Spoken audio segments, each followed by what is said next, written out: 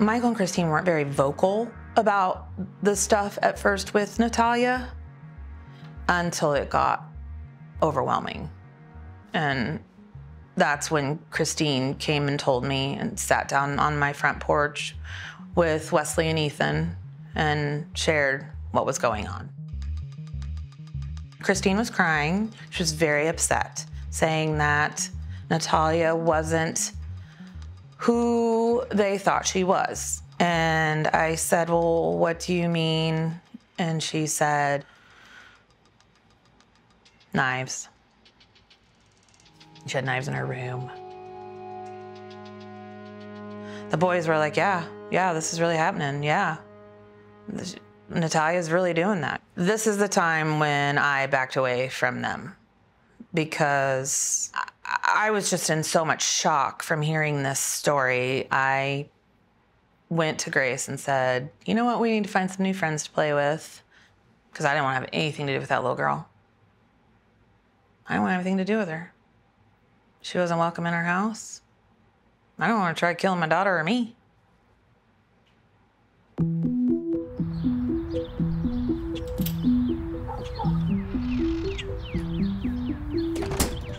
Michael really only told me by the time they'd gone through all these things that he was afraid.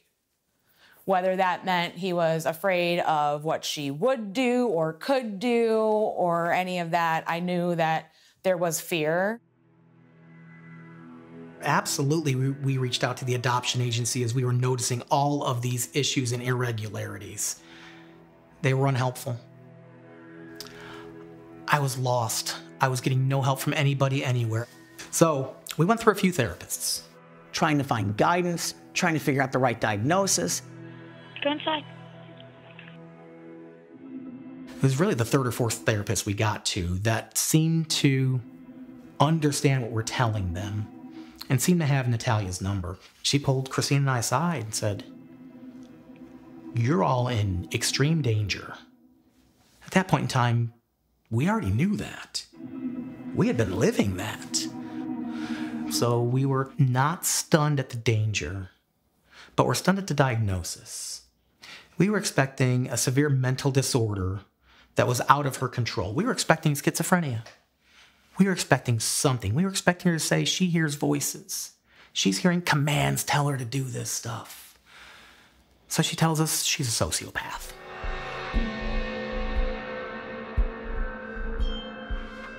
She does things that you and I would consider crazy, but it's a plan. She knows what she's doing. She's in control of doing it. It's not a diagnosis where she's out of control and she can really be helped. She's a sociopath. That was the first moment from a clinician that we heard, you can't help here. You're 12 years old and you're, just down the hallway is someone who's living with you who actually wants to harm you. That's a very scary feeling. And I definitely didn't feel safe around Natalija. I just was scared.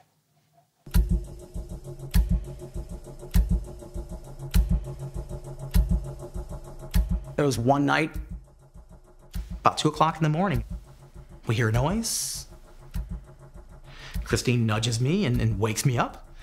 And I jump up, I go looking for the noise, can't find it here, I can't find it there.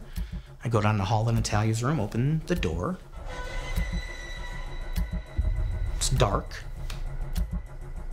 She's standing dead center in the middle of the room with a blank look on her face. Natalija, what are you doing? I'm waiting. Waiting for what?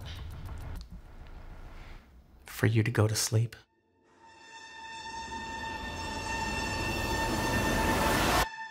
It's absolutely shocking to hear that an adopted child was threatening the lives of her siblings and her parents. I mean, just really disturbing to hear.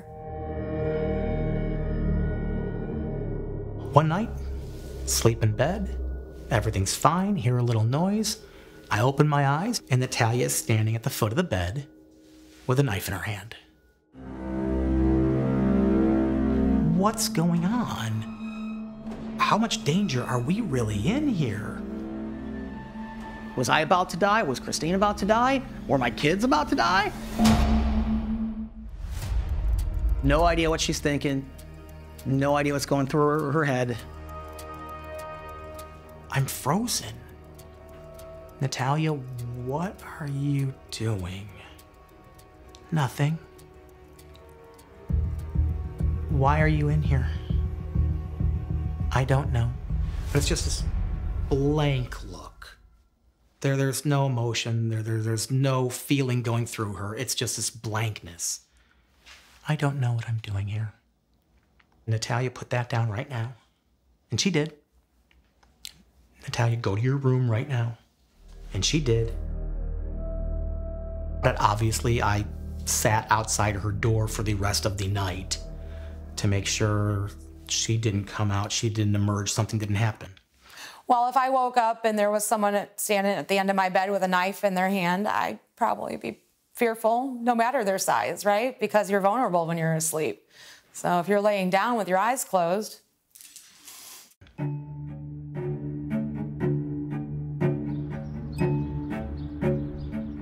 Knowing that somebody like Natalija was living 2 doors down from me and has supposedly tried to kill her family, thinking that there's a killer in my neighborhood is mind-blowing. Just mind-blowing. You think you know everybody. You've lived here for so long. You don't know everybody. You don't know anybody. You don't know anything. But it's scary. It's very scary.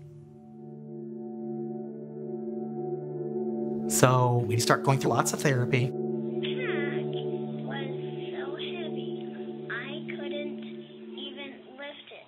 You start going through plausible deniability. You start to try to convince yourself she wasn't meaning to harm us. This might seem strange. We never, ever said, let's take her back. We thought we could help things. We thought we could improve things.